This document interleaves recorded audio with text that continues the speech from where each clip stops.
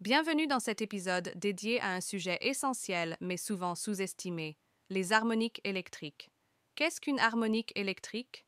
Les harmoniques sont des composantes de courant ou de tension à des fréquences multiples de la fréquence fondamentale du réseau, généralement 50 ou 60 Hz.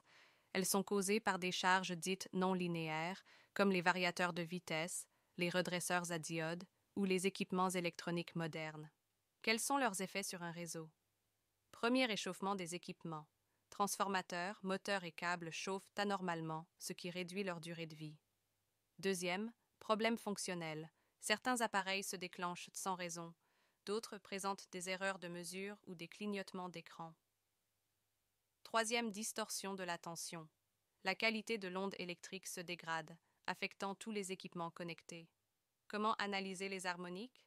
On utilise deux indicateurs principaux, le THD, ou taux de distorsion harmonique totale, l'analyse des harmoniques individuelles, comme les rangs 5, 7 ou 11. Le tout en conformité avec des normes telles que la CEI 60 et 11 000-, 3.2 ou 60 et 11 000-, 3.4. Quelle solution pour les réduire? Filtres harmoniques passifs ou actifs. Inductance supplémentaire dans les circuits. Redresseurs multipulses, comme les 12 pulses. Surdimensionnement des équipements. Et surtout, une conception optimisée du réseau. Cas pratique, dans l'industrie, l'analyse des harmoniques au point de couplage commun est cruciale pour décider s'il faut filtrer.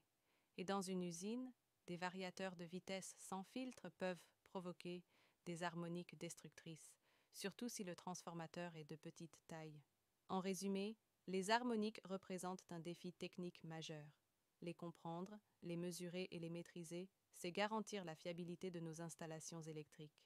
C'est aussi s'aligner avec les normes de compatibilité électromagnétique, comme la norme 1-6870-03, qui encadre les niveaux d'émission harmonique autorisés. Pour conclure, adopter une approche proactive, mesurer, analyser et appliquer les bons correctifs pour une énergie plus propre, plus stable et plus durable. À bientôt pour un nouveau sujet sur la planification des réseaux électriques.